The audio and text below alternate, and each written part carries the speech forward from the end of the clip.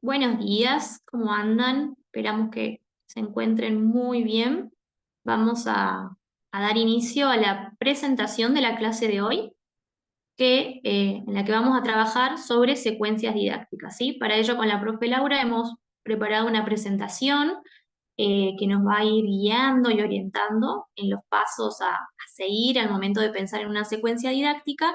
Y este trabajito que vamos a empezar hoy, que nos va a llevar a algunas clases, la idea es que podamos ir haciéndolo paso a paso para que luego no nos encuentre como la tarea de armar la secuencia didáctica todo junto, todo de repente, sino ir pudiendo desglosar el paso a paso del armado de una secuencia didáctica e ir acompañándonos en ese proceso, ¿sí?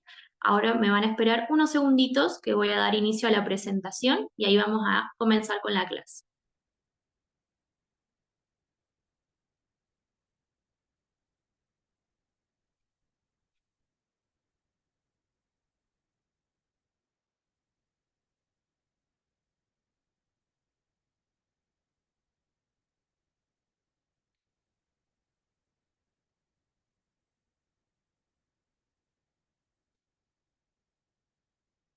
Bien, bueno, esperamos que ahí todos puedan ir viendo la presentación sobre secuencias didácticas. En todo caso, cualquier comentario, duda o si quieren sumar algo a esta clase, lo van dejando en los comentarios y después habilitamos los micrófonos para poder hacer la parte de retroalimentar y demás, ¿sí? Con los comentarios que tengamos sobre la clase de hoy. Bueno, como les venía contando, hoy vamos a trabajar sobre secuencias didácticas, ¿sí? Que es una de las tareas que nos queda por delante en este segundo cuatrimestre de Didáctica de la Matemática 2.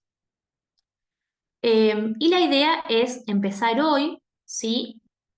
Con este tema para que después no nos quede como esa tarea que es bastante pesada para hacer más solos, ¿sí? La idea es poder ir acompañándonos y también ir aprendiendo cómo se diseña, cómo se estructura, cómo se construye una secuencia didáctica.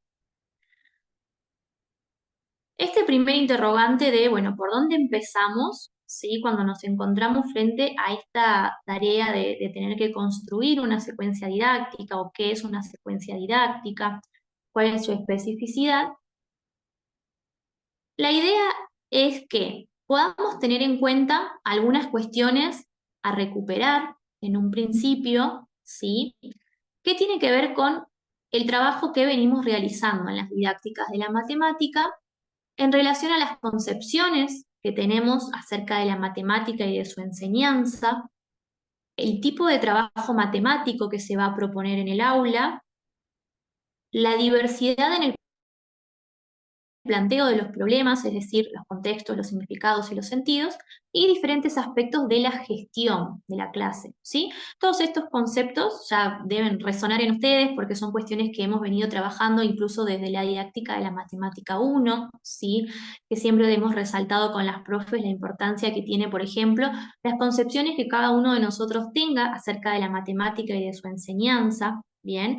Porque eso también nos va a ayudar y nos va a posicionar mucho, por ejemplo, en el momento de plantear una fundamentación, de escribir la fundamentación del tipo de actividades que voy a proponer, ¿sí? De cómo voy a gestionar mi clase y demás. Y después hay otros aspectos, que estos son como los ítems fundamentales a tener en cuenta en el momento en el que yo voy a realizar esta secuencia didáctica, ¿sí? Son estos 4 ítems que no me pueden faltar, ¿sí? Por eso un poco la idea de dejar grabada la clase de hoy, de dejar este material también en el aula para que puedan volver a él, porque es importante que no falte ninguno de estos puntos en el momento en el que vamos a hacer una secuencia didáctica, que tiene que ver con el contexto de actuación, que es uno de los puntos fundamentales a tener en cuenta, ¿sí? El contexto de actuación es el contexto en el que yo voy a llevar adelante mi práctica docente o mi tarea docente. Es el contexto en el que se va a llevar a cabo esa secuencia didáctica que voy a diseñar o que voy a realizar, ¿sí? Y que cada contexto nos va a dar pistas, nos va a dar datos, nos va a decir cosas sobre cómo debe ser esa secuencia didáctica y sobre qué cuestiones debo tener en cuenta, ¿sí?, al momento de realizarla. El contexto de actuación tiene que ver con un contexto más macro, que tiene que ver con la situación, el contexto histórico, el contexto del país, el contexto social, el contexto económico, ¿sí? Hasta una cuestión más regional, más local, hasta aquellas cuestiones propias del contexto escolar y áulico, en el que voy a desarrollar, en el que voy a llevar adelante esta secuencia didáctica, ¿sí? Son todas las cuestiones del contexto de actuación que debo tener en cuenta y que van a hacer que, por ejemplo, dos docentes que tengan que dar clases en tercer grado y que tengan que dar clases sobre un mismo tema, aún así no realicen la misma secuencia didáctica porque van a tener en cuenta justamente estas especificidades del contexto, ¿sí? Por ejemplo, no va a ser lo mismo una escuela urbana que una escuela rural. No va a ser lo mismo si yo tengo 7 u 8 estudiantes en un aula que si tengo 35. No es lo mismo el turno mañana que el turno tarde. No es lo mismo si me toca dar clases en la primera hora o en la última, o si me toca después de educación física, o si me toca después de artes visuales, plástica, tecnología, ¿sí? No es lo mismo si yo trabajo en una escuela en la que en una escuela que se inunda cuando llueve, ¿sí? Y que los estudiantes, por lo tanto, no pueden llegar a la escuela cuando llueve, o si yo trabajo en una escuela donde la mayoría de mis estudiantes llegan en transporte o llegan en vehículo de algún familiar, ¿sí? No va a ser lo mismo si trabajo en una escuela que tenga acceso a internet o no, ¿sí? Que tenga proyector, que los chicos tengan computadoras o tablets, ¿sí? Son todas esas cuestiones que cuando yo pienso en el lugar en el que voy a llevar adelante esta secuencia didáctica, me van dando como algunas pistas de aquellos recursos, tanto de espacio, de tiempos, de materiales, recursos humanos, con los que cuento o aquellos con los que no cuento, ¿sí? Y de algún modo es como el primero de los pasos que va a empezar a estructurar esta secuencia didáctica. Perdón, ahí está, volvemos. En segundo lugar, otro de los ítems muy importantes y muy fuertes que tienen que estar presentes y que tienen que estar muy bien pensados y muy bien realizados en una secuencia didáctica, tienen que ver con la fundamentación, ¿sí? Enseguida la vamos a ir desglosando un poco más a este punto, de qué hablamos cuando hablamos de una fundamentación, cuáles son las cuestiones que tienen que aparecer en una fundamentación para que sea realmente una fundamentación y no sea simplemente una opinión o un punto de vista o lo que a mí me parece, ¿sí? Sino que realmente tenga esta fuerza y esta fortaleza que tiene la fundamentación, que es poder decir desde dónde, desde qué lugar yo digo y hago y planteo y propongo lo que luego voy a llevar al aula con los y las estudiantes. Bien.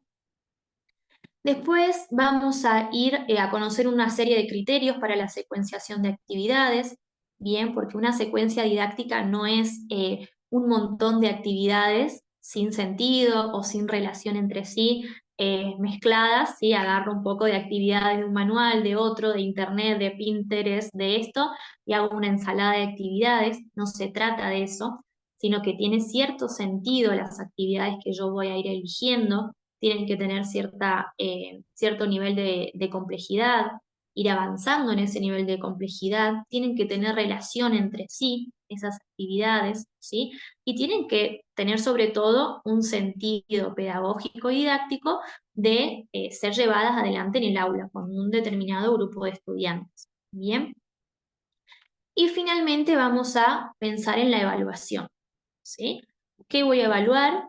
¿Cómo voy a evaluar? En términos generales, casi siempre elegimos entre una evaluación sumativa o una evaluación formativa o una complementando a la otra, ¿sí? ¿Y qué cuestiones yo voy a mirar, voy a observar, voy a tener en cuenta cuando justamente evalúe? Y también para qué voy a utilizar esa evaluación, ¿sí? Entonces, bueno, decíamos que el primero de estos ítems tiene que ver con el contexto de actuación, ¿sí? ¿Qué nos dice el contexto de actuación? Inicialmente, para comenzar a diseñar secuencias de actividades, debemos tener en cuenta que cualquier acto educativo no puede pensarse en abstracto. Y el primer condicionamiento es el carácter social e histórico de la situación de enseñanza, es decir, el contexto. ¿Sí? Todas nuestras prácticas docentes, todas nuestras prácticas de enseñanza son prácticas en contexto, es decir, prácticas situadas. Bien, que va desde estas cuestiones más macro hasta estas cuestiones más micro y específicas de mi escuela, de la institución, del aula, bien, que muchas veces cuando lo pensamos en el nivel áulico e institucional, no tiene que ver solamente con lo edilicio o con los recursos, si bien también tiene que ver con eso, pero también tiene que ver con las características o con las formas de hacer las cosas que tiene una determinada institución. ¿Sí? Cuando nosotros hacemos prácticas o cuando ya empezamos a trabajar en una escuela, es como que de a poco vamos entendiendo ese clima, esa cultura institucional, ¿sí? Que tiene cada una de las escuelas en las que trabajamos o en las que llevamos adelante una tarea docente, ¿bien? Y eso también nos va a ir marcando el ritmo, ¿sí? O nos va a ir dando esta serie de pistas, de ideas sobre el contexto de actuación. Se van a encontrar con algunos ejemplos, ¿sí? Que la mayoría son los que estuvimos conversando. Después, si ustedes quieren, pueden volver a ellos para leerlos y para refrescar estas ideas. Seguramente hay un montón de otros ejemplos más que a medida que vayamos avanzando en esto de construir nuestras propias secuencias didácticas, las vamos a ir charlando, ¿sí?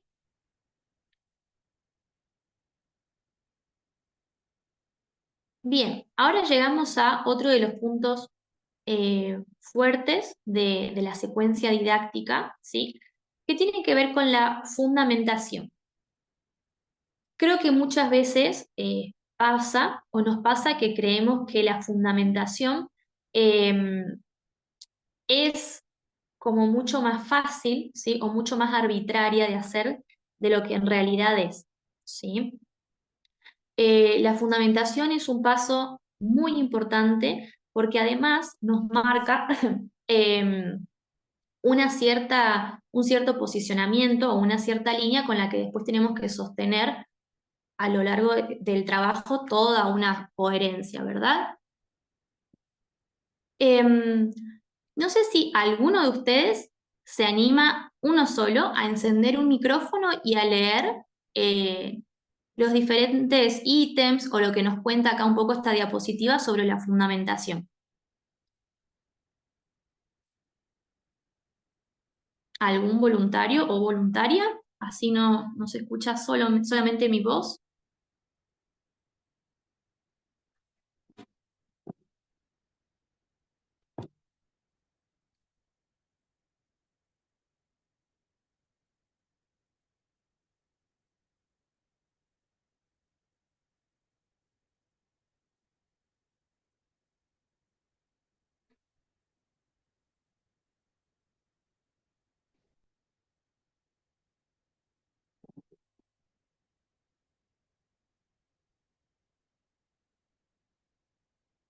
No sé si les parece, alguno que quiera encender el micrófono, así algunos van leyendo y después vamos desglosando un poco la explicación. Buen día, profe. Leo si quiere. Bueno, bueno, dale, muchas gracias. Así también yo aprovecho, descanso un poquito la voz y ustedes van leyendo y después vamos a ir sumando entre todos a la explicación. Toda planificación conlleva una decisión que está fundada en la postura que el docente tenga. Por esto, es fundamental revisar las concepciones que tengo como docente acerca de qué es para mí la matemática, por qué debe enseñarse en la escuela primaria, qué tipo de matemática enseñar, cómo creo que se debe enseñar, cómo creo que se aprende, por qué evaluar, cómo y cuándo evaluar. Estas preguntas, entre otras, son los primeros que se deben responder para comenzar a fundamentar la propuesta de enseñanza. Muchas de ellas se pueden responder tomando autores que hemos visto a lo largo de la carrera, o en los NAP o en los diseños curriculares. La fundamentación es la explicación de las concepciones o el enfoque que sostiene el docente acerca de la disciplina, de la enseñanza y el aprendizaje. En ella se desarrollan las teorías epistemológicas, psicológicas, didácticas y pedagógicas, que dan cuenta de por qué se elige un tipo de problema o tareas y no otras, o por qué se busca evaluar de una manera y no de otra. Es decir, la fundamentación marca el rumbo teórico de mi postura como docente. Por eso se debe explicar antes de elegir las actividades. Bien, buenísimo. Bueno, muchas gracias. Em, bien, en esta diapositiva, junto con las profes, les dejamos como una serie de preguntas, lo que se dicen las preguntas disparadoras o las preguntas orientadoras, que son aquellas preguntas que deben responder para pensar y para poder escribir esta fundamentación, ¿sí? Lo que no significa que específicamente vamos a ir dando respuesta a cada una de estas preguntas, ni tampoco que la fundamentación va a estar completa, ¿sí? Simplemente cuando expresamos o cuando decimos, bueno, para mí la matemática es esto y yo creo que debe enseñarse porque es importante y porque los chicos tienen que saber matemática y yo creo que hay que evaluar porque los chicos tienen que tener una nota en la libreta, ¿sí? No se trata de decir solamente estos criterios, ¿sí? O estos pensamientos personales, ¿bien? Tienen que estar siempre arraigados a cuestiones teóricas, a un posicionamiento teórico, ¿sí? Como dice acá esta partecita de la teoría que tiene que ver con desde dónde uno sostiene lo que dice, desde dónde uno se sostiene en la tarea docente, ¿sí? A partir de qué concepciones o de qué teorías, tanto epistemológicas, psicológicas, didácticas, ¿sí? Curriculares. Eh, entonces, ¿desde qué autores, desde qué posicionamiento, desde qué corrientes teóricas, yo voy a afirmar que para mí la matemática es tal o cual cosa? ¿Sí? ¿Desde qué autor, desde qué corriente, bien, yo voy a decir cómo creo que se aprende? No es el cómo creo que se aprende de un saber popular, cotidiano, ¿sí? O de una cuestión de un sentido común. Tiene que ver con poder posicionarme, ¿sí? Que aparezca esa voz en primera persona de, bueno, yo como docente, ¿sí? Me voy a parar en este lugar para hacer todo el planteo de mi secuencia didáctica, pero esta voz en primera persona, ¿sí? Estas decisiones que voy a sostener como docente, también se fundamentan, también se sostienen en una serie de teorías, autores, ¿sí? Pensemos que hay docentes investigadores que han estado años y años y años estudiando, por ejemplo, por qué y para qué evaluamos, ¿sí? Entonces no lo vamos a responder desde un lugar de, bueno, evaluamos para saber solamente si el estudiante aprendió o no aprendió, ¿sí? Porque también después hay que hacer algo con esa evaluación. Bueno, ¿qué hago yo como docente? Bien, ¿cómo voy a seguir pensando mis prácticas de ahora en más? ¿Cómo voy a acompañar a aquel estudiante que el resultado muestre de cierta manera que no, que hasta el día de hoy quizás no lo aprendió del todo a cierto contenido o a cierto conocimiento? Pero ¿qué voy a hacer? ¿Pongo un 4, pongo un 5 y nada más? ¿O qué decisiones voy a tomar de ahora en más? ¿Sí? Bueno, para expresar todo esto que yo estoy diciendo así con estas palabras simples, hay educadores, hay autores, hay docentes que han investigado años, años, años y que han realizado estudios, ¿bien? Y que justamente nos presentan un abanico de posibilidades desde donde nos podemos posicionar para explicar o para fundamentar cada una de estas aristas de la fundamentación. Por eso es importante que en la fundamentación aparezca este posicionamiento teórico, epistemológico y demás, que aparezcan estos teóricos, ¿sí? Que también nos podamos apoyar, por decirlo de alguna manera, en los NAPs, en los diseños curriculares jurisdiccionales, ¿sí?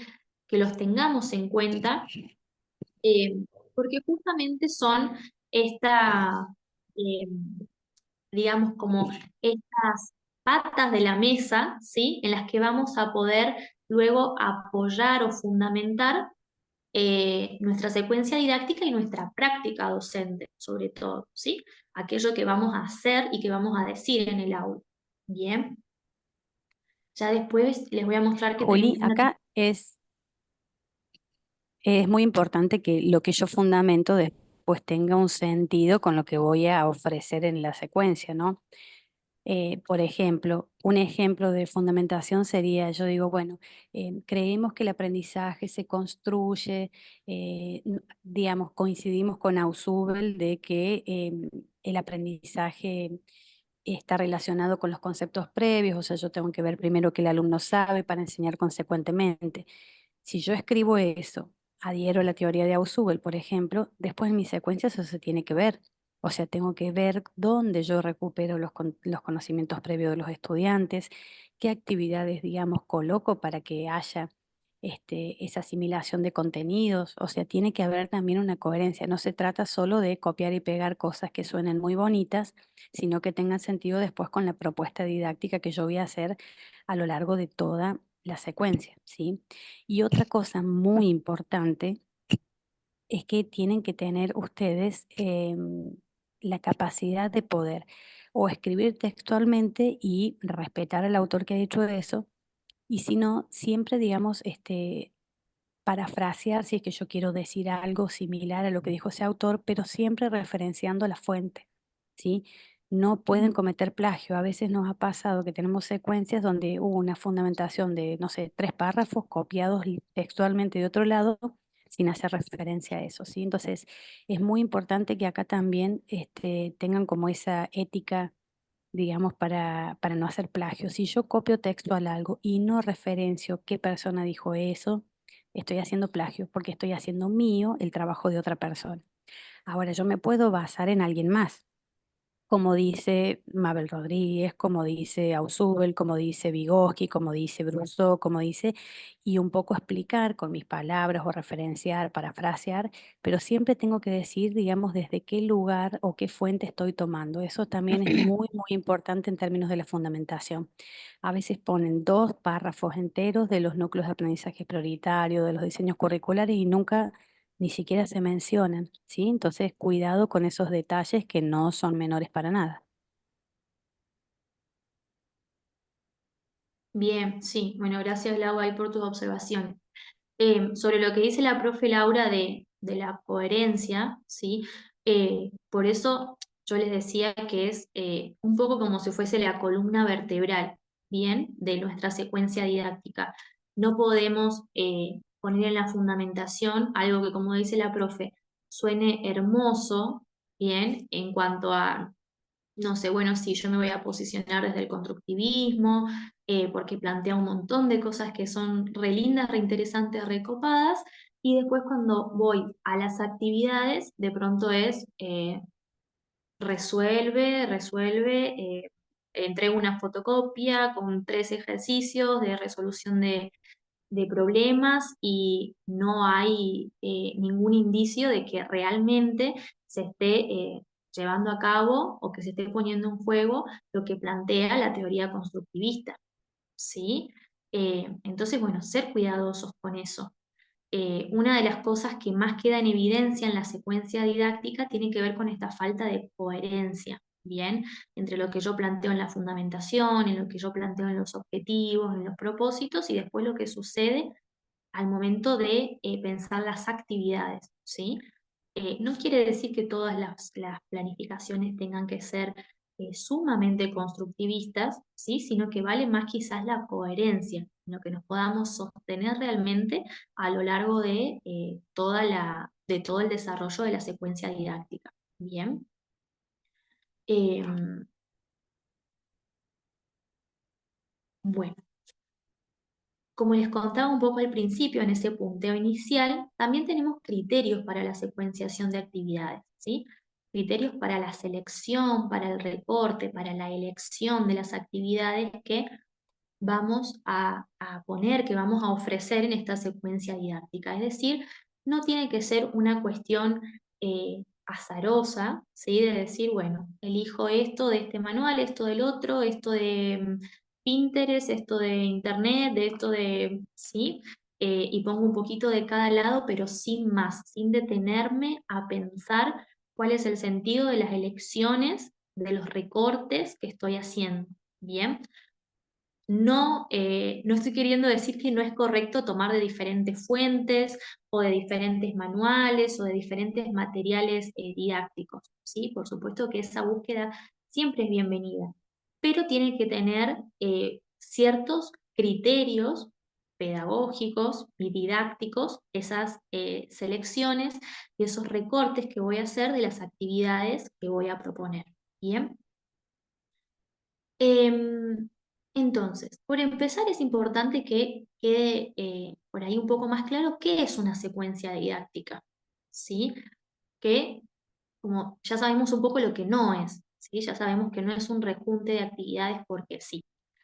Entonces, ¿qué es una secuencia didáctica? Es un conjunto de clases relacionadas unas con otras.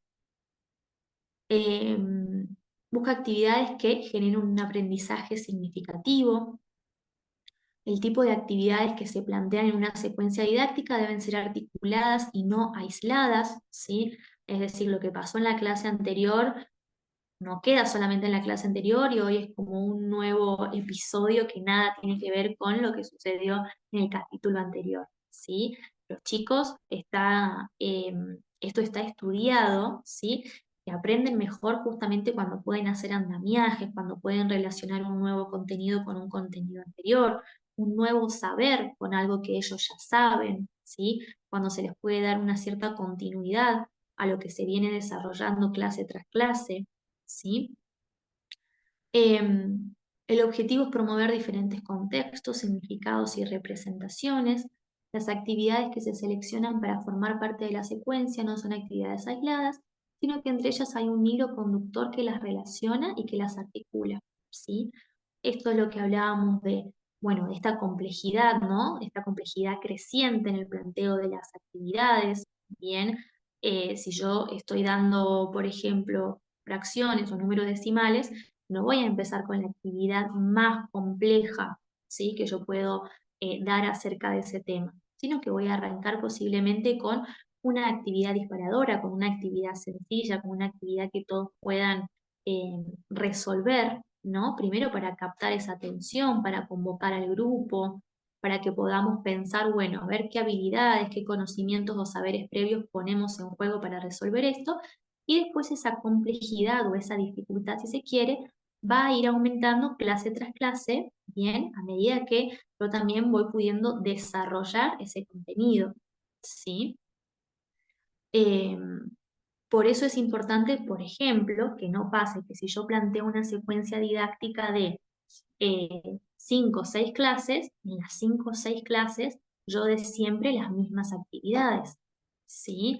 De siempre resolver 3 problemas, o no sé, o siempre completar un mismo cuadro, y que no se vea justamente esta gradualidad, ¿sí? Y esta conexión también. Es importante que aparezca esto de retomar lo que se hizo anteriormente y de dejar también como esa semilla de duda de lo que vendrá, ¿no? Entonces, bueno, la próxima clase, a esto que hicimos hoy le vamos a sumar esto otro. ¿Y cómo será que lo vamos a resolver? ¿Sí? Em, entonces, que eso también esté explicitado a los chicos, ¿sí? Que ellos también puedan ir viendo esa conexión, ese vínculo que hay entre las tareas que van realizando.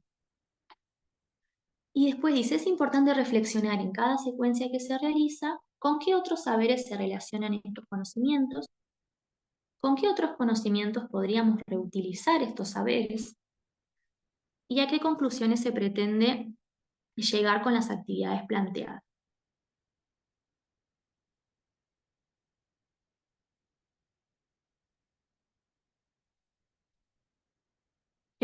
Bien, entonces acá pensamos un poco hacia atrás, ¿sí? Y pensamos también un poco hacia adelante. Es decir, ¿qué conexión tiene esto que yo voy a hacer hoy con lo que hice la clase pasada, con lo que hice la clase anterior? Y también esto que yo voy a hacer hoy, ¿cómo lo voy a poder vincular o lo voy a poder conectar a futuro, bien, con el desarrollo de otras actividades, de otras consignas, de otras propuestas? Por eso, esto que yo hago hoy no se convierte para nada en una actividad aislada, ¿sí? Siempre está en ese contacto, en ese vínculo con algo previo y con algo que se va a realizar posteriormente, ¿sí?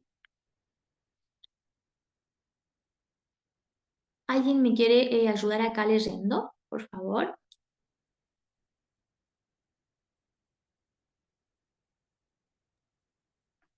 Profe, ¿me escuchan? Sí, sí, sí se escucha. Bien. En síntesis, frente a una serie de actividades seleccionadas para enseñar cierto contenido, podríamos considerar las siguientes dimensiones de análisis para determinar en qué medida una colección de actividades constituye una secuencia con un propósito didáctico definido. Si existe entre las actividades un hilo conductor y además ofrecen múltiples problemas que refieren a variedad de contextos intramatemáticos y o extramatemáticos, uso de juegos, variedad de significados, si es posible diferenciarlos para la noción en estudio, variedad de representaciones utilizadas, numéricas, gráficas, con materiales concretos, etc. Variedad de situaciones, acción, formulación, validación, tipo de validación requerida, usos del contenido como herramienta o como objeto matemático. Bien, Eh, muchas gracias, Daniel. Sí, acá, bueno, voy a trabajar un poquito con esto de lo que nosotros siempre decimos de que si vos das siempre un mismo ejemplo, ¿se acuerdan cuando nosotros trabajamos con los obstáculos didácticos? Si yo doy siempre el mismo ejemplo, siempre el mismo dibujito, si no tomo variedad, digamos, de significados, de contextos, representaciones, eso también después se puede convertir, obviamente, en, digamos, un obstáculo didáctico, ¿no? Entonces, esto, de nuevo, tiene que ver con la fundamentación. Si yo hablo de la teoría de Bruso, de que, bueno, voy a trabajar con la secuenciación didáctica, pero no trabajo con situaciones de formulación, por ejemplo, de validación, en las que los estudiantes tengan que decir si esta resolución es verdadera o no, que comparta con sus compañeros, que fundamente, que valide. Entonces, estoy siendo incoherente, digamos, con la fundamentación que yo hago. Y es importante que siempre haya este tipo de situaciones, no solamente de resolver, sino si vale o no vale, si tiene razón fulanito o no. También trabajar con distintos contextos, no solamente con el contexto extramatemático, sino también con el intramatemático, trabajar con el juego. Y cuando yo voy a trabajar con el juego, también trabajar con qué pasa después del juego, cómo voy a recuperar esas actividades, cómo yo voy a elegir, digamos, las actividades, es crucial. Por eso, primero tengo que pensar desde qué lugar lo voy a hacer, fundamentarlo y a partir de ahí trabajar, digamos, con las actividades que yo voy a proponer, ¿sí? Esto es un poco recuperando todo lo que nosotros ya venimos trabajando. No puedo poner solamente ejemplos relacionados a la vida cotidiana, porque hay ejemplos o hay problemas que tienen una riqueza desde lo matemático que está muy bueno trabajarlo, digamos, en contextos intramatemáticos, ¿no? Por ejemplo, cuando trabajamos nosotros la división. ¿Qué valores tiene que tener, si yo tengo este cociente y tengo este resto, qué valores pueden tener el dividendo o el divisor? ¿Qué valores pues? O sea, entonces, de acuerdo al objetivo que yo tenga, también tienen que ir relacionadas o en coherencia, digamos, ese tipo de actividades. bien, bien, profe. Em, Muchas veces nos pasa que leemos secuencias didácticas que durante 2 o 3 clases se repite esto de entrego una fotocopia a cada estudiante para que realice esto, y 5 minutos antes de que termine la clase se la tienen que devolver a la profe, ¿no? A la profesora, o a la seño, perdón. Y entonces ahí, bueno, nos preguntamos en qué momento se llevan adelante estas situaciones de acción, de formulación, de validación, ¿no? Cómo, cuando los chicos comparten cómo cada uno lo hizo, cómo lo pensó, ¿sí? Si hay resultados correctos, si hay resultados incorrectos y cómo se llevó a cada uno también, ¿sí? ¿Qué procedimiento llevó adelante cada uno? dónde está esta conducción, ¿no?, del docente que está a cargo. Esto de mediar entre la palabra de uno y entre la palabra de otro, entre lo que pensó uno y entre lo que pensó el otro. Entonces, ¿por qué les decimos esto? Porque es importante que cuando a ustedes les toque hacer su secuencia didáctica, tengan en cuenta estas cosas. Si ustedes leen que ya van una, dos clases, ¿sí?, donde el planteo tiene que ver con una tarea muy individual, ¿sí?, una tarea en soledad y que no se comparte con un otro, donde no discuto con un otro en términos de, bueno, ¿cómo lo hiciste? ¿Cómo llegaste a este resultado? ¿Pero por qué pusiste esto acá? ¿Pero por qué lo pensaste así? ¿Sí? Es como, bueno, ahí es momento de quizás frenar y ponernos a pensar, bueno, estoy ofreciendo, estoy proponiendo esta variedad de situaciones, ¿sí?, esta variedad de significados. También muchas veces sucede que cuando proponen el juego, esto que veníamos conversando hace ratito, ¿no? Es como una clase, hay un juego y a la clase siguiente no se habla nada, no se retoma nada, no se tiene nada en cuenta del juego que se realizó la clase anterior. ¿Sí? Entonces ahí aparece también esta desconexión entre las propuestas de la secuencia didáctica. Bien, entonces, si una clase jugamos, a la clase siguiente, bien, es importante que lo que viene a continuación tenga relación con ese juego que se realizó, que algo los chicos puedan retomar, puedan recordar, ¿sí?, puedan seguir poniendo en consideración en las nuevas tareas propuestas algo de lo que se realizó en ese juego, por ejemplo, ¿sí? Son todas cosas que quizás ahora que estamos como viendo, uno dice como, ah, sí, es obvio que lo voy a hacer así. Pero después al momento de sentarnos a planificar, de sentarnos a hacer esa secuencia didáctica, aparecen mucho estas cuestiones, ¿sí? La profe Laura no me va a dejar mentir que después decimos como, bueno, todo lo que estuvimos charlando, en qué momento va a aparecer en la secuencia didáctica, ¿sí? Incluso esto de trabajar la validación me recuerda, bueno, una que casualmente acabamos de ver donde hablan de trabajar las distintas situaciones y la única validación que hace es el docente al finalizar la clase preguntará cómo lo hicieron y coordinarán, o sea, eso no es una validación desde el punto de vista de las situaciones que ofreces, que las tenés que ofrecer dentro de las actividades.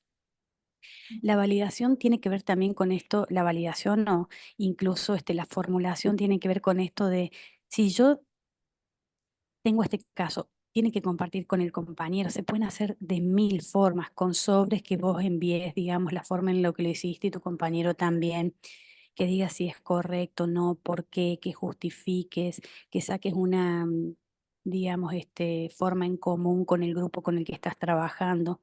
De nuevo, fíjense cómo eso tiene que ver con la fundamentación que yo voy a hacer. Si yo fundamento que se aprende mejor en grupo, porque trabajo con las zonas de desarrollo próximo de Vygotsky, entonces tengo que ofrecer alguna actividad en grupo. Si no tengo ninguna actividad en grupo, entonces no tiene sentido lo que estoy poniendo ahí. Validar en la clase de matemática, cómo voy a trabajar el error. Todo eso que nosotros hemos venido trabajando va a ser puesto ahora en evidencia en el armado y en la fundamentación de la secuencia. Bien. Bueno, vamos a pasar al siguiente de los ítems que tiene que ver con la organización de la secuencia. ¿Sí? En cómo organizo mi secuencia. Y acá lo que les vamos a pedir es que vuelvan al material, ¿sí? Vuelvan tanto al material teórico como a esta clase que va a quedar grabada, al PowerPoint y demás, porque muchas veces también nos encontramos con que hay algunos de estos ítems que son necesarios de la secuencia que después no aparecen en la secuencia o que aparecen como mezclados, confundidos, ¿sí? Entonces vamos a ir hablando un poquito de cada uno de ellos. Dijimos que lo primero que vamos a tener en cuenta es el contexto de actuación, seguimos con la fundamentación, ¿sí? Y ahora vamos a hablar un poco de los propósitos. Los propósitos son las intencionalidades que el docente desea que los y las estudiantes logren. Bien, y por otra parte tenemos los objetivos, que son las metas que se pretende que los estudiantes, que los estudiantes logren alcanzar. ¿Sí? muchas veces o aparecen solo los propósitos o aparecen solo los objetivos. Bien, los propósitos tienen que ver con aquella intencionalidad que yo voy a tener como docente, ¿sí? Al realizar una propuesta. ¿Qué pretendo yo como docente? Bien. Por otro lado, el objetivo es qué pretendo que mis estudiantes logren, que mis estudiantes alcancen. Por eso muchas veces nos encontramos con que los objetivos también se pueden escribir en términos de expectativas de logros. Bien, entonces, bueno, que los y las estudiantes logren tal o cual cosa. Bien, pero tienen que estar diferenciados y también tiene que estar diferenciado aquello que yo quiero lograr como docente de aquello que yo quiero que mis estudiantes logren. Y ahí de a poco van a ir ustedes descubriendo a medida que escriban y demás, que son hasta diferentes los verbos que se utilizan, ¿sí? ¿Por qué? Porque es diferente las acciones que yo voy a llevar adelante, las acciones que yo voy a querer que mis estudiantes lleven adelante. Bien, y es diferente también la complejidad de las acciones que yo puedo ejercer o que yo puedo llevar adelante como docente de aquellas que mis estudiantes pueden llevar adelante. Muchas veces nos encontramos con situaciones como el siguiente ejemplo que les voy a dar. En una primera clase sobre un contenido, que los estudiantes, por ejemplo, logren identificar y diferenciar y analizar, ¿sí? En una primera clase, lo más propio, digamos, lo más correcto sería que los estudiantes conozcan bien. Lo primero que yo necesito hacer para después poder hacer todo lo demás es conocer algo. Después puede venir el reconocer. Entonces, a partir de que yo conozco algo, bien, digo yo, pero hablando de los y las estudiantes, ¿no? A partir de que los y las estudiantes conocen algo, luego lo pueden reconocer, ¿sí? Se pueden dar cuenta, a ver, entonces en esta actividad tengo que poner esto en juego y en esta otra, esto otro, ¿sí? Pero también fijémonos en el orden en qué orden aparecen esas acciones que esperamos que ellos realicen. No comencemos con la acción más compleja, ¿bien? No comencemos con la acción más compleja en una primera clase, pero sí tratemos que esas acciones se vayan complejizando a medida que también las clases van avanzando, ¿bien? Yo sé que esto cuando uno lo dice suena como una obviedad, pero de verdad que después cuando nos ponemos a hacer las secuencias es más complejo de lo que parece, ¿sí? Este, Juli, el punto... una cosa importante ahí en términos de los objetivos y los propósitos, porque obviamente ustedes no están ejerciendo ahora, por ahí las prácticas las van a hacer ya en los años que siguen, pero uno se puede ir guiando de cómo redactarlos, de cómo escribirlos también con los cuadernos para el aula. Si ustedes entran en los cuadernos para el aula, ahí aparecen, entonces uno empieza también, porque si no, como que uno dice, che, ¿cómo me doy cuenta de esto? ¿Cómo me relaciono? ¿Cómo escribo? Bueno, pueden ir leyendo los cuadernos para el aula. Otro de los materiales que nosotros les dejamos son los cuadernillos de matemática para todos. Entonces ahí están, digamos, hay secuencias ya armadas y están los propósitos para cuarto grado, para quinto grado en relación a las operaciones con fracciones o con decimales. Entonces uno, como todo, lo va aprendiendo primero mirando cómo se escribe. Y los mejores ejemplos que tenemos son los cuadernos para el aula y estos otros libros de matemática para todos, donde están redactados. Entonces uno ahí también va viendo cuáles son los verbos que se utilizan, qué forma, digamos, hasta gramatical tiene cada uno de esos, ¿no? Como también ayuda, si no al principio son cosas que cuestan bastante como de redactar. Sí, totalmente. Es una práctica que lleva su tiempo, ¿sí? Esta redacción de propósitos y de objetivos y poder diferenciarlos también. Bien, pasando al punto número 3 de la organización de la secuencia que tiene que ver con la selección de los contenidos. em, Acá damos como algunas pistas, digamos, sobre con qué trabajar, trabajando los NAPs, los diseños curriculares como marco de referencia y este otro material que siempre desde la cátedra ponemos a disposición, ¿sí? que son los cuadernos para el aula, y los cuadernillos estos de matemática y demás. Acerca de la selección de los contenidos, tiene que ver con, volvemos a esto que hablábamos hace rato. Nadie selecciona, digamos, cuando es docente, el contenido que le gusta, ¿sí?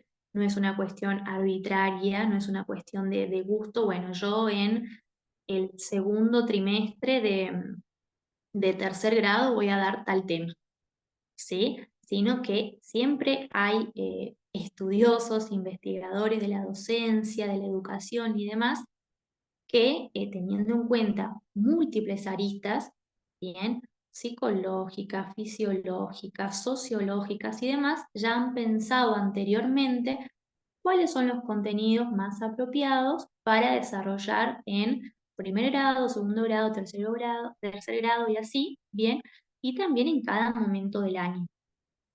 Entonces, por eso siempre es importante trabajar con los NAPs y los diseños curriculares. Disculpen que estoy con tos, por eso por ahí me van a escuchar tosiendo. Bueno, en cuanto a la secuenciación de actividades, que ya sabemos, por lo que veníamos conversando,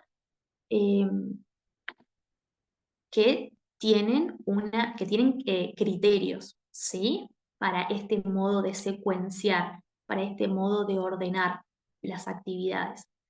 Pero a su vez, a modo organizativo o a modo analítico, como se suele decir, es necesario referir el eje, el contenido y el tema, que para eso nos vamos a sostener y nos vamos a apoyar y nos vamos a guiar mucho en los NAPs y en los diseños curriculares. Referir el tiempo de clase dedicado, ¿sí? Y volvemos a lo mismo, a sostener después la coherencia. Si yo tengo un módulo de 40 minutos, ¿sí? Tengo que estar ahí muy atento y muy cuidadoso a qué voy a plantear en un módulo de 40 minutos. Si tengo 80 minutos de clase, el planteo va a ser otro, ¿sí? Mencionar de forma general cómo se va a desarrollar el contenido, delinear claramente las actividades, indicar los recursos que se utilizarán y delinear los momentos de la clase en cuanto a apertura, desarrollo y cierre. Bien, ya los vamos a ir trabajando un poquito más en profundidad a cada uno de estos momentos, pero hay actividades que son más apropiadas para el inicio de la clase, hay actividades que son más apropiadas para el desarrollo y luego hay actividades o propuestas, ¿no? Que son más apropiadas para el cierre de la clase. ¿Es un cierre de clase preguntarle a los chicos, chicos, ¿tienen alguna duda? Y es como un cierre de clase que carece de un sentido pedagógico, en realidad, ¿sí? Porque si los chicos están cansados, están apurados, están con ganas de irse, lo más probable es que no nos pregunten nada. Por eso siempre estos tres momentos hay que pensarlos en términos de propuestas pedagógicas didácticas y que tengan un sentido, ¿sí? Y que estén articuladas, ¿bien? Y que sostengan una coherencia la una con la otra. Todo esto es práctica, ¿sí? Y lo vamos a ir viendo y se va aprendiendo de a poco. Incluso, Juli, que el cierre de la clase sea, digamos, después el motor para la clase que sigue, ¿no? O sea, porque en realidad esto de secuencia lo tienen que pensar como en una cadena. Entonces, lo que yo hice, digamos, en la clase anterior tiene que tener una relación con lo que después voy a hacer en la próxima. Entonces, a lo mejor el cierre de la clase puede ser el disparador de la clase siguiente, ¿no?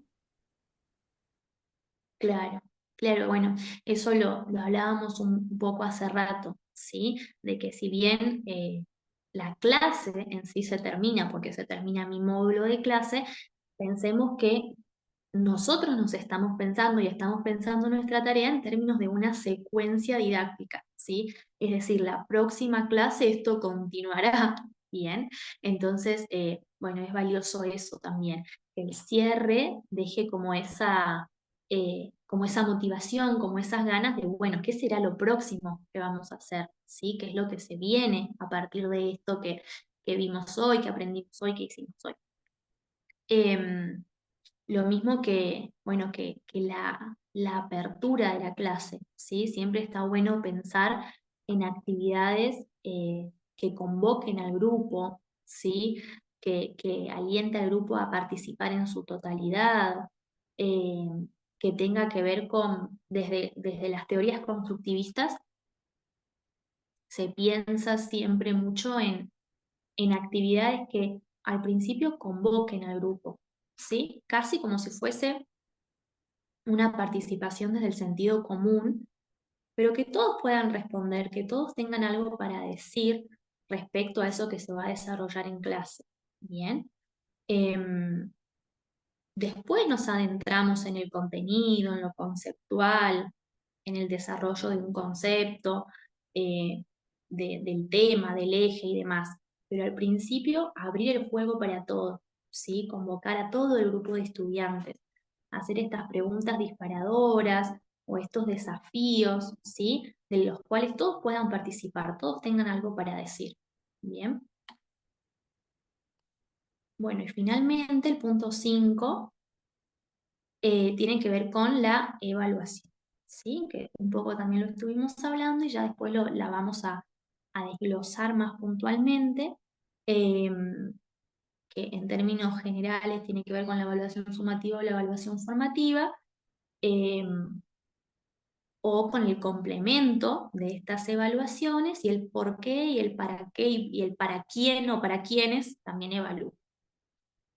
Y el punto 6 que, bueno, es la bibliografía utilizada, que muchas veces es como que lo dejamos bastante para el final, a veces hasta nos olvidamos de la bibliografía, pero es muy importante que la bibliografía esté hecha y esté de modo correcto, ¿sí? Porque si no, caemos en esto de realizar plagio en nuestra secuencia didáctica, y es una responsabilidad muy grande que tenemos como profesionales, eh, ser correctos, ¿sí? Si citamos, si tomamos la idea de otro, si tomamos la investigación que hizo otra persona, si tomamos las actividades que pensó otra persona, todo aquello que no es de principio a fin realizado o pensado por mí, es porque ya fue hecho por alguien antes. Entonces es muy importante referenciar o citar eh, a esas personas, ¿sí? También en la bibliografía tienen que aparecer cuando utilizamos los diseños curriculares jurisdiccionales, porque a veces parece como que, bueno, es obvio que usamos los diseños curriculares porque están para eso, pero eso no implica que no debamos ponerlos en la bibliografía, ¿sí? Y una cosa importante que a veces no estamos acostumbrados es que la bibliografía tiene que ir con las normas APA. Son normas que, digamos, tienen como una forma particular de citar si yo tengo un libro, un capítulo del libro, o sea, en términos de los autores, del año que tenemos, etcétera, ¿no? Ya ahora para la clase que viene les vamos a traer como un formato general, como para que más o menos se puedan, digamos, orientar en términos de citar la bibliografía. Bien, sí, buenísimo porque además es una tarea que es como bastante tediosa, digamos, la parte de armar la bibliografía y demás, pero bueno, también es súper necesaria, ¿sí? Y es parte de nuestra tarea. Bueno, como les decíamos hace ratito con la profe Laura, hay una forma de organizar la clase dentro de lo que es la secuencia didáctica, ¿sí? De pensar y de organizar la clase. Y la clase generalmente se estructura en estos tres momentos, ¿sí? En un momento de apertura, en un momento de desarrollo y en un momento de cierre. ¿Alguna otra voz querrá leer los momentos de apertura, desarrollo y cierre? Por favor.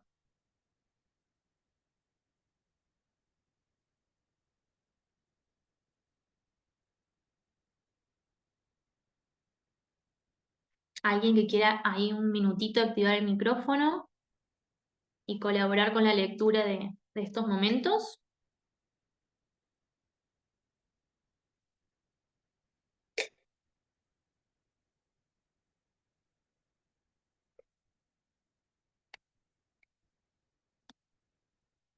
Bueno, yo les cuento que solo veo la presentación, así que no, ni siquiera sé si están conectados. Espero que sí, que haya alguien ahí del otro lado, además de la profe Laura. Eh, Bueno, yo, profe, buen día. Buen día, buen día. Ay, muchas gracias, menos mal que apareció alguien. Yo esperaba a ver si contestaba otra antes, pero bueno. Em, Empiezo. Apertura. Es un momento de aproximación a la situación en el que se recuperan conceptos previos y las concepciones de los alumnos. Muy bien. Desarrollo. ¿Quiere hablar de eso y después seguimos, profe? No, no, lee todos. Desarrollo es el momento en el que se presentan las actividades que se van complejizando gradualmente. Y el cierre es el momento en el que se recupera lo trabajado en la clase, si es posible, se institucionaliza el conocimiento en forma explícita para que luego pase a funcionar como conocimiento previo en otro momento. Perdone que me es muy chiquita la letra del teléfono, por eso me costó un poquito leer. Ah, bueno, está muy bien. Bueno, muchas gracias. Gracias ahí por tomar la voz.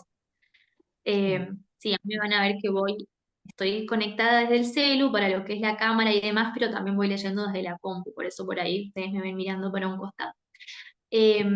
Bueno, entonces, en la apertura un poco lo que veníamos hablando, ¿no? Esto de recuperar los conceptos previos y las concepciones de los y las estudiantes o de los alumnos, ¿bien?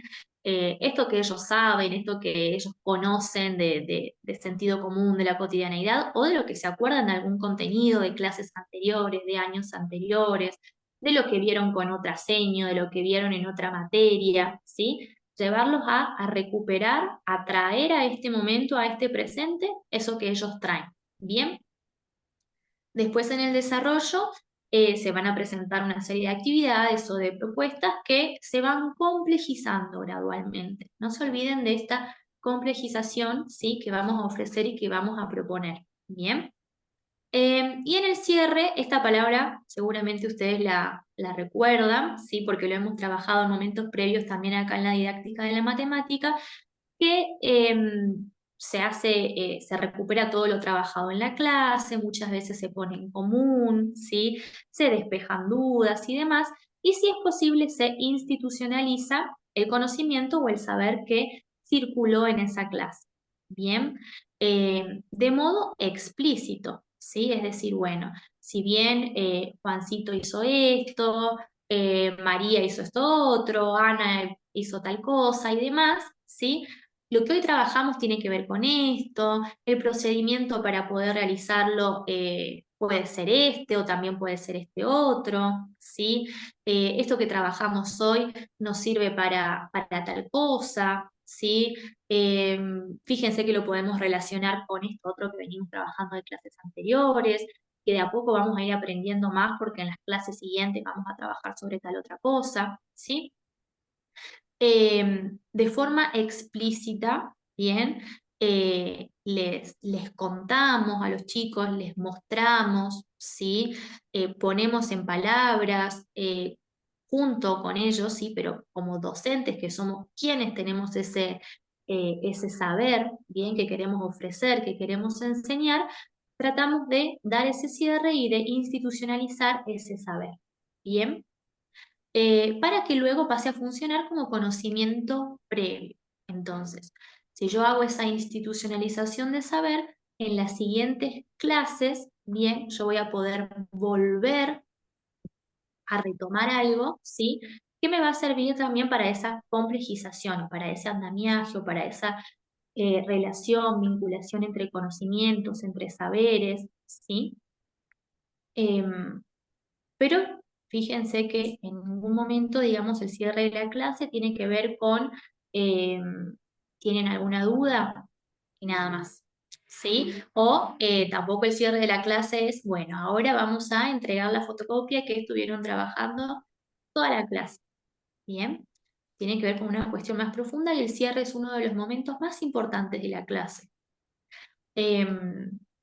nosotros en la escuela siempre decimos que cuando el profe no realiza bien el cierre de la clase, eh, después los chicos van a la casa y las familias, mamá, papá o con las personas que vivan, les dicen, ¿qué hicieron hoy en la escuela? Nada, porque muchas veces para los chicos hacer como una actividad solos, completar una fotocopia y demás, es como nada, ¿sí? Y muchas veces lo que le da sentido a la clase es el cierre de la clase.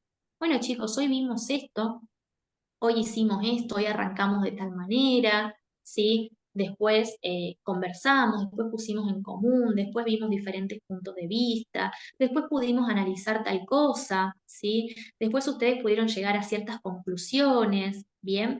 Y muchas veces el cierre es como la frutilla del postre, pero hiper importante, ¿sí? Porque si no es como que pasa como sin pena ni gloria la clase.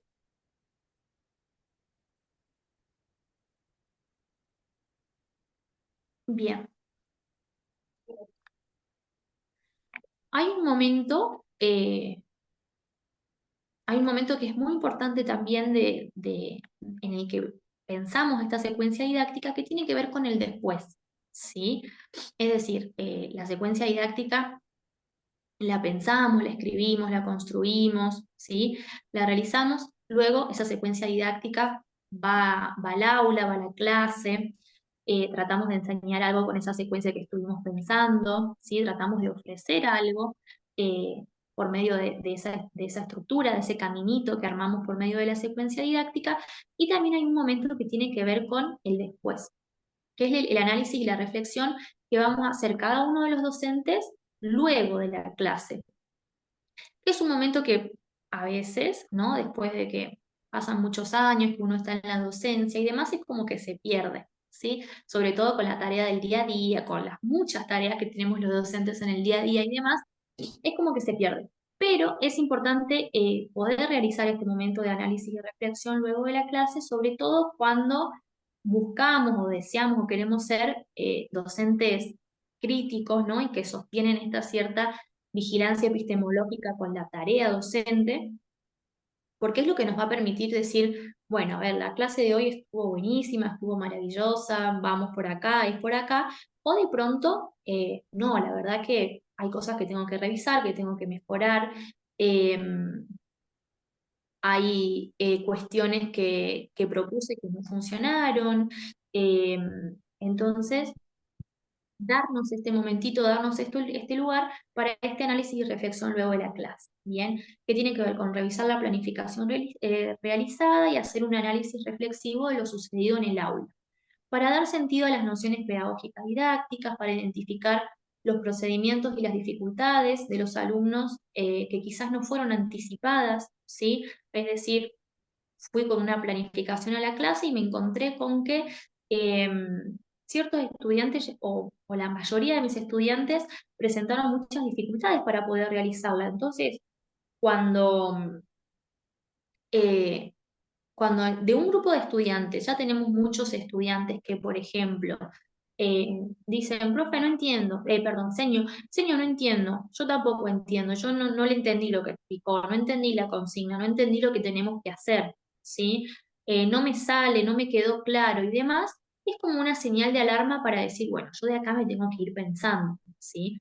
Porque quizás la consigna no estuvo clara o mi explicación no estuvo clara o yo pretendí que retomen un saber o un conocimiento previo que quizás no está en ellos o no está tan fuerte o tan firme, tan presente como yo pensaba. Bien. Eh, Analizar qué intervenciones fueron fructíferas y cuáles no, ¿sí? Es decir, bueno, hasta dónde fue Juli, necesario se te mi... corta un poquito. Ah, a ver. Capaz es mi internet que no andaría muy bien. ¿Alguno me quiere confirmar si se está escuchando bien, además de la profe, o si se está escuchando cortado? Por favor.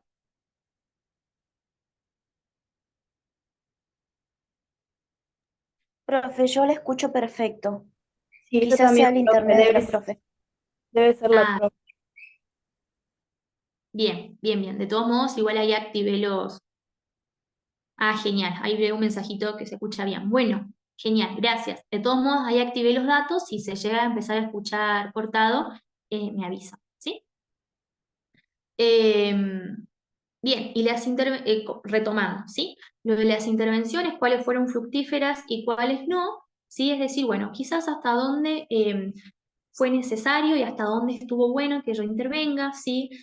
Hasta dónde la verdad que hoy vi, que hoy observé que el grupo puede realizar y avanzar solos, e incluso pensar en futuras intervenciones. Es decir, bueno, la próxima clase puedo hacerles esta pregunta, ¿sí? O puedo plantearles este nuevo desafío y demás. Y finalmente vincular los conocimientos que surgieron con los que se pretende enseñar, ¿sí? Ver si está esa coherencia y esa conexión entre, bueno, hoy llegué hasta acá, ¿sí? ¿Qué tan cerca estoy de enseñar aquello que es mi objetivo, digo, que es mi propósito?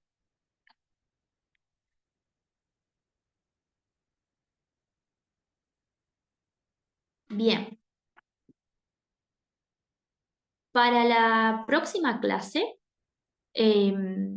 pensamos con la profe Laura darles una tarea, pero realmente lo pensamos en términos de ir de a poquito, ¿sí? Y poder ir acompañándolos y acompañándolas en este proceso de realización de la secuencia didáctica para que después nos encuentren con todos estos ítems y estas cuestiones a desarrollar como de golpe, ¿sí? Y quizás más solos. Entonces, pensamos como una tarea para la próxima clase que ustedes puedan comenzar a pensar en la fundamentación de una secuencia didáctica, ¿sí? No solo que empiecen a pensar, sino también a escribirla bien, eh, teniendo en cuenta todo lo que estuvimos hablando de la fundamentación, más, más la teoría, que es lo que les compartió la profe Laura, si no me equivoco, el día de ayer. Vamos a dejar este material seguramente cargado en el aula cuanto antes y que ustedes puedan empezar a escribir la fundamentación teniendo en cuenta este posicionamiento, ¿sí? Este posicionamiento teórico que ustedes tienen sobre la disciplina, es decir, sobre la matemática, ¿sí? Bueno, ¿qué es la matemática para mí? ¿Sí? ¿Desde dónde yo voy a entender la matemática? También la enseñanza y el aprendizaje, es decir, qué es para mí enseñar, qué es para mí aprender, cómo se enseña, cómo se aprende, ¿bien? Pero recuerden que siempre que decimos, bueno, ¿qué es para mí enseñar? ¿Qué es para mí aprender? Es porque queremos y deseamos que aparezcan ustedes y que aparezcan sus ideas, sus posicionamientos en primera persona, pero siempre con fundamentos teóricos, ¿sí? Que también podamos ver y podamos leer qué posicionamientos subyacen a esas ideas que ustedes sostienen, defienden, adhieren y demás. Bien, entonces, tarea para la próxima clase, que ustedes puedan comenzar a escribir una fundamentación de una secuencia didáctica, ¿sí? En el material teórico es de muy fácil lectura, ¿sí? Y es muy esclarecedor también. Entonces les pedimos que quizás de ayer para hoy, quienes no pudieron leerlo, vayan a leerlo, quienes ya lo leyeron pueden volver a leerlo, nunca viene mal. Y teniendo en cuenta eso, más todo el desarrollo de la clase de hoy, que comiencen a escribir esta fundamentación, ¿sí? Nos vamos a encontrar nuevamente el jueves que viene, posiblemente de manera virtual, ya les vamos a dejar esa información seguramente en el grupo, y vamos a ver qué pudieron avanzar y qué pudieron escribir respecto a la fundamentación, y vamos a avanzar en otro de los ítems que tiene que ver con el contexto de actuación, ¿sí? Entonces, ya realizando juntos la fundamentación y el contexto de actuación, vamos familiarizando un poco ese trabajo de la secuencia didáctica y quizás después a ustedes les va a quedar pensar esa selección, ese recorte de actividades, teniendo en cuenta los criterios de la selección y de la organización de actividades y demás, ¿sí? No olviden que tienen esta tarea, de todos modos se lo vamos a dejar en el aula, se los vamos a enviar al grupo de WhatsApp, pero nos encontraríamos el jueves de la semana que viene con esta tarea ya realizada, ¿sí? Con la escritura de esta fundamentación que han pensado. ¿Les parece? Y un poco, digamos, la idea de ir haciendo estos prácticos parciales, digamos, es para que ya cuando terminemos la asignatura, ustedes puedan presentar la secuencia, pero ya vayan, digamos, escribiendo todo lo previo, o sea, ¿no? Si bien, como dijo la profe, o sea, la fundamentación también tiene que estar situada, pero inicialmente pensar en por qué hay que enseñar matemática en la primaria, o sea, cómo creo yo que se enseña y se aprende matemática, porque no es cualquier cosa lo que estoy enseñando, sino matemática, ¿sí? En el aula virtual hay dos archivos que les compartí. Uno que dice análisis didáctico o dimensiones de análisis, que tiene que ver cuando yo voy a ver una secuencia didáctica, o sea, qué cosas voy a analizar, que eso después lo vamos a hacer acá en persona, digamos, cuando nos veamos presencialmente. Y el segundo dice diseño de una secuencia didáctica. Y de nuevo, va haciendo como estas preguntas que me van guiando en relación a qué cosas tengo que ir pensando, a cómo tengo que ir escribiendo, por decirlo de alguna manera, ¿sí? Y además, bueno, en el aula también hay 3 clases que ya están grabadas, que son de secuencia didáctica y de contexto y un poco de la fundamentación. Entonces también pueden usar esto, y este video que estamos haciendo ahora también se lo vamos a dejar para que ustedes puedan también, digamos, completar lo que sería, digamos, la parte teórica y poder resolver esto que les proponemos para la próxima clase.